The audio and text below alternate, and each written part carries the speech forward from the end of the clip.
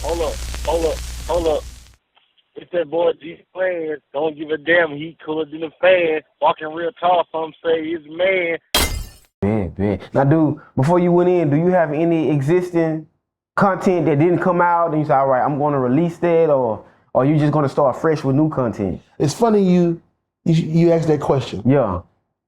And I want the people that I have contact with, I'm going to tag y'all in this interview to see. Yeah.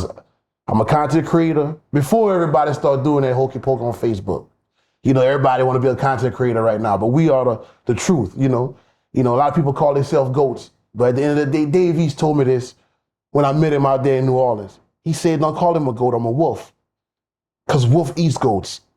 And I'm like, yeah, Dave, you're right. I'm a wolf also, but I'm a werewolf.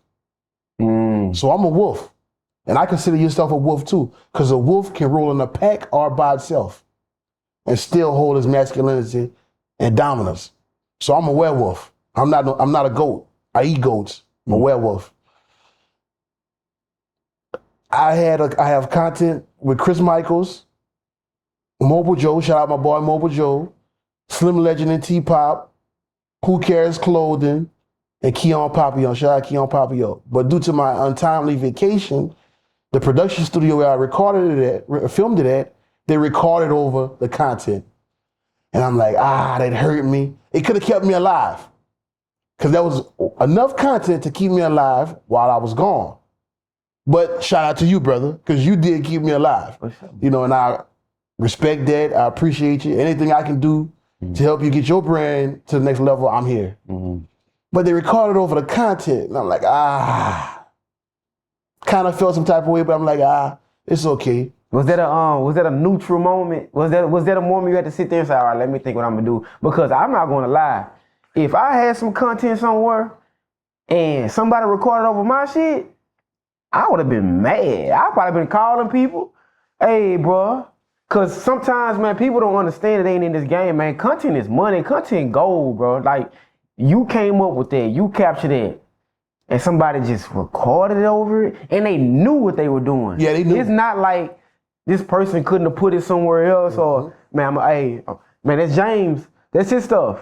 So let me put it. Oh, you recorded over it? Recorded over it. Man, And I would have been hot, bro. I was hot. I was very hot. But I had to think about where I just come from. And I had to think, before I react. 'Cause I was like, man, you know what? A lot of people in this industry, bro, playing the seat, they're not like that.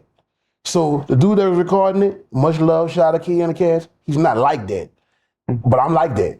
So I didn't want to ruffle up his feathers because you never know. I had to fuck around and fucked over him.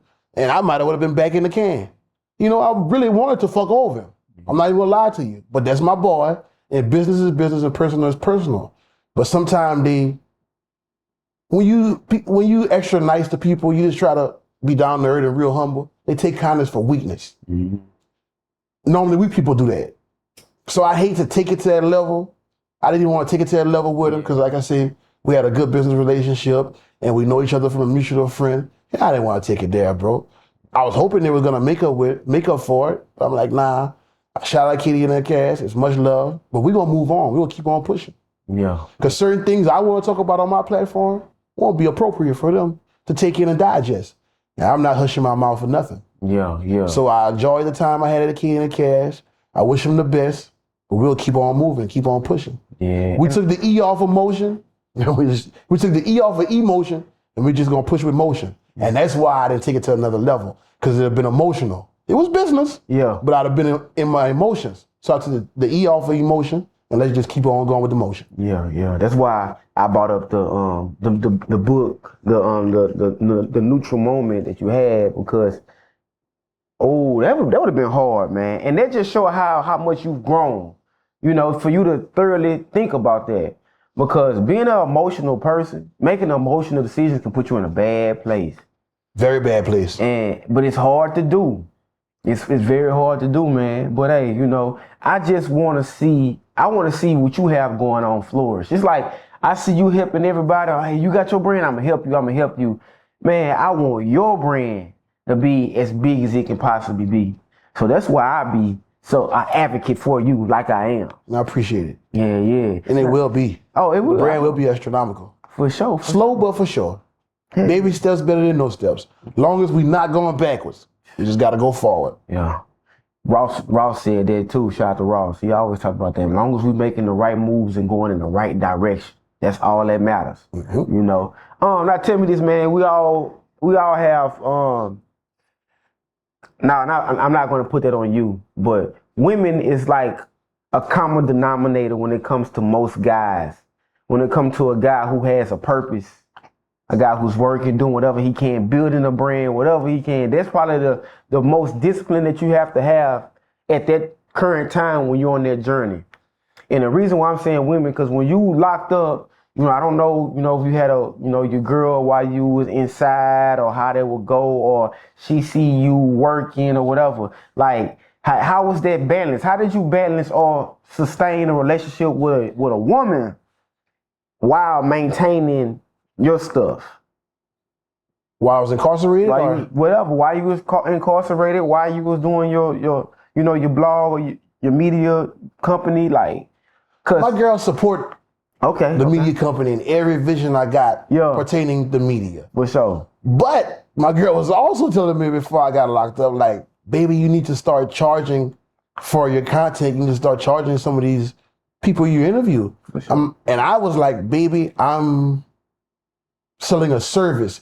I want to make sure my service works. And sometimes we're perfectionists. You don't want to sell anyone a product, and you don't know if your product always beneficial to your client. Yeah.